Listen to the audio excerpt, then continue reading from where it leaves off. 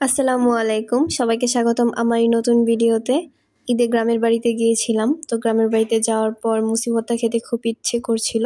অবশ্য এই প্ল্যানটা ঢাকা থেকেই করেছিলাম যে গ্রামের বাড়িতে যাওয়ার পর মুসি ভর্তা করব। তাই আমি আর আমার মেয়ে আর আমার ভাতিজা মিলে বেরিয়ে পড়লাম মুসি সংগ্রহ করার জন্য।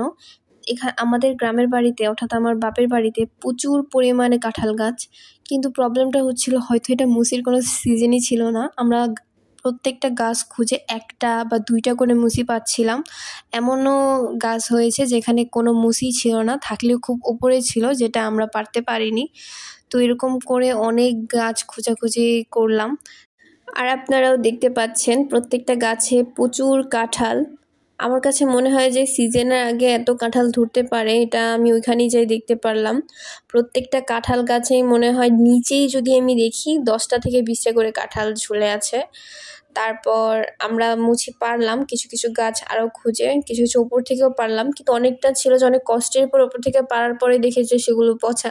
যাই হোক, এখানে আমার একটা মোটর চালু ছিল যেখান থেকে পানি আসছিল। আমার কাছে খুব ভালো লাগলো, কারণ গ্রামের বাড়ি বলতেই তো এটা যে সবুজ ক্ষেত থাকবে, একটা মাঠ থাকবে, বাচ্চারা খেলা করবে, সাথে মোটর থেকে পানি পড়বে, সেখানে আমরা সবাই মিলে গোসল করব। ছোটবেলার আনন্দটাই ছিল এগুলা। যাই হোক, তো এখানেও দেখতে পাচ্ছেন গাছগুলোতে নিচের দিক দিয়ে কত কাঁঠাল ধরেছে, আর প্রত্যেকটাই ভালো তাজা কাঁঠাল। আমরাও পারলাম, কিন্তু কিছু কিছু বেশিরভাগ মুছি পচা আর না হয় এমন জায়গায় পড়ে যাচ্ছিল যেখান থেকে তোলা পসিবল হচ্ছিল না, ক্ষেতের ভিতরে যেয়ে পড়ছিল।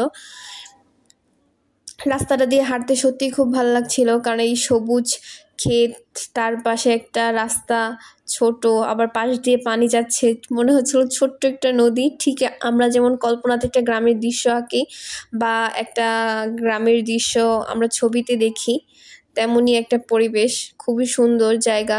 মনে হচ্ছিল যে এখানে আমার ছোট থেকে বড় হওয়া, কিন্তু এমন লাগছিল যে সব কিছুই নতুন, মানে খুব ভালো লাগছিল। তারপর আমার মেয়ে যেগুলো নিচে সেগুলো হাতে দিয়ে তুলে ফেলছিল, আর আমার ভাতিজা আর আমি মিলে গাছ থেকে পারছিলাম। এই আমাদের মুচি সংগ্রহ শেষ, দেখতেই পাচ্ছেন অনেকগুলো প্রায় হয়ে গেছে।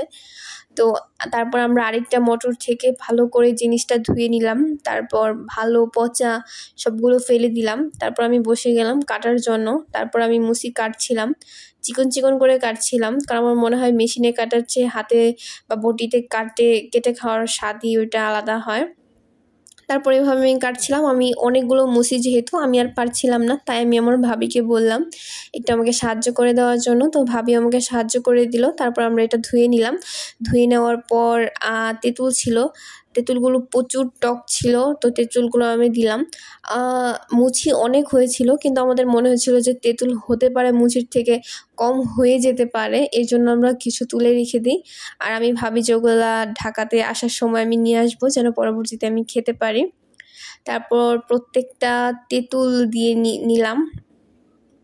আর সবথেকে বড় কথা যে এই মুহূর্তটা যখন আমরা জিনিসটাকে একটা টক বা একটা আচার হোক বা একটা ভর্তা আমরা বানাচ্ছিলাম, এটা একটা সেই মুহূর্ত, যে মুহূর্তটা সবার জিভে পানি এসে থাকে যে কখন খাবো কখন খাবো, একটা এক্সাইটমেন্ট। আমার কাছে খুব ভালো লাগছিল।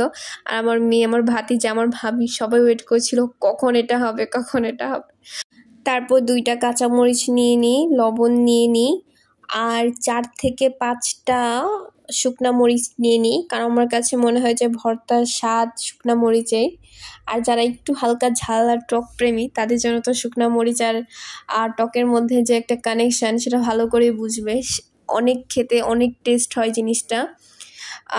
শুকনা মরিচটাকে ভর্তার সাথে মিশানোর আগে লবণের সাথে ভালো করে মিশিয়ে নিচ্ছিলাম। তারপর ভর্তাটাকেও মিশিয়ে নিচ্ছিলাম ভালো করে। প্রথম ভর্তাটা কেমন জানি একটা তাকিয়ে তাকিয়ে ছিল, এখন অনেকক্ষণ মেশানোর পরে ভর্তা, তারপর মানে মুচি, তেঁতুল, মরিচ, লবণ সবগুলো মিশে কত সুন্দর একটা কালার, একটা গ্রান আসছিল, সেটা মানে দেখেই হয়তো বোঝা যাচ্ছিল।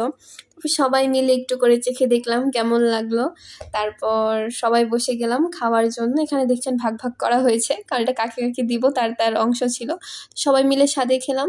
শেষ পর্যন্ত ভিডিওটা দেখার জন্য ধন্যবাদ।